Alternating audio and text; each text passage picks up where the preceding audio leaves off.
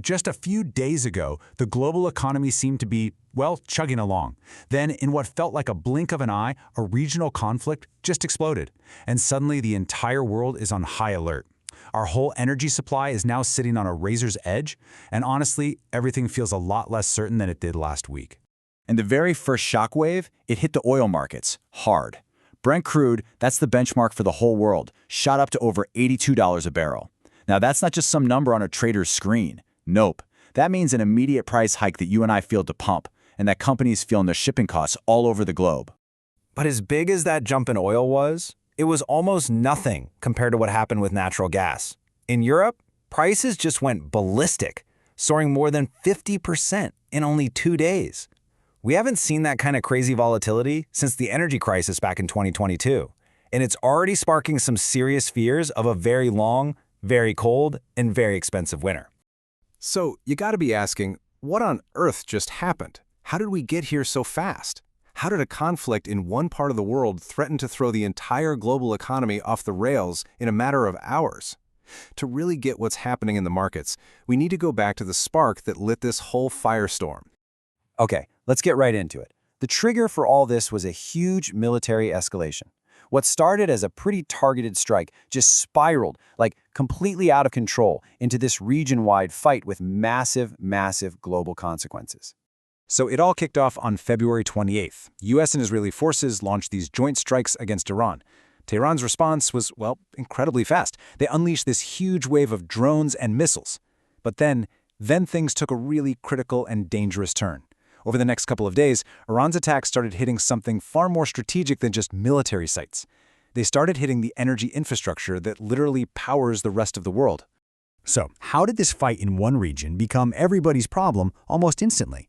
Well, those attacks on the energy facilities, they weren't just regional acts of war. They were a direct hit on the arteries of international trade itself. And at the absolute heart of this whole crisis is the Strait of Hormuz. You've got to understand this is the world's most critical choke point for energy. About a fifth, 20% of the entire planet's daily supply of oil and natural gas has to squeeze through this one narrow waterway. And now, it's right in the middle of a shooting war. And this is where you start to see just how incredibly vulnerable major world economies are. Take Japan, for instance. They get up to 95% of their oil from the Middle East. China, they rely on Iran for 80% of their oil exports. And for Asia as a whole, 60% of its oil comes from this region. Any disruption here isn't just a problem, it's a potential catastrophe. And the fallout is already cascading outwards. In India, shipping is being rerouted all the way around Africa, which adds up to 20 days and just insane costs to every single trip.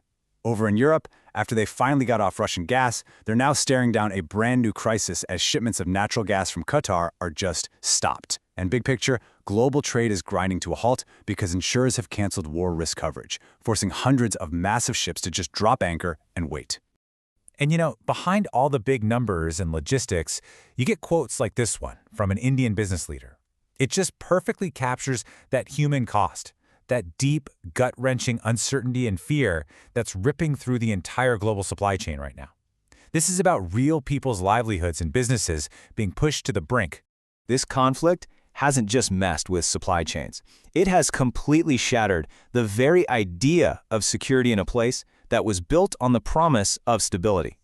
And nowhere is that more obvious than in Dubai. For decades, Dubai has been that glittering, stable, reliable hub in a pretty turbulent part of the world. But these recent attacks, they raise a really stark question. Is that safe haven status a thing of the past? I mean, just look at the jarring contrast between the brand Dubai has built and the new reality. It was marketed as the Switzerland of the Middle East, but now its famous landmarks are getting hit by missiles. It promised to be this impenetrable safe haven, but its airport, the busiest in the entire world, was forced to completely shut down. The city's whole economic model, which is built on this promise of safety and security, has been shaken to its very core. And if you want a number to really quantify that disruption, here it is. Over 11,000 flights were canceled in just a few days. That stranded more than 1 million passengers and paralyzed one of the world's most important travel hubs. The psychological damage from that is just immense. All right, so let's zoom back out for a second and think about what this all means for the future. The illusion of stability has been shattered, energy flows are totally disrupted, and pretty much the whole world is just holding its breath. And right now, experts are pretty divided on what happens next.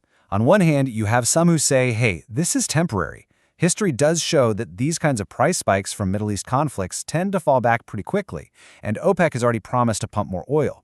But then there's another group of analysts who see a fundamental long-term shift. They're pointing to a high probability that we're going to see a permanent risk premium added to energy prices, basically arguing that Iran's attacks on civilian infrastructure has set a brand new, very dangerous precedent. And that really leaves us with this final critical question. The systems that deliver our energy, that move our goods, that power all of our economies, they've just been exposed as being incredibly fragile. So with the world's most vital waterways now an active battlefield, we all have to ask ourselves, just how resilient is our interconnected world really?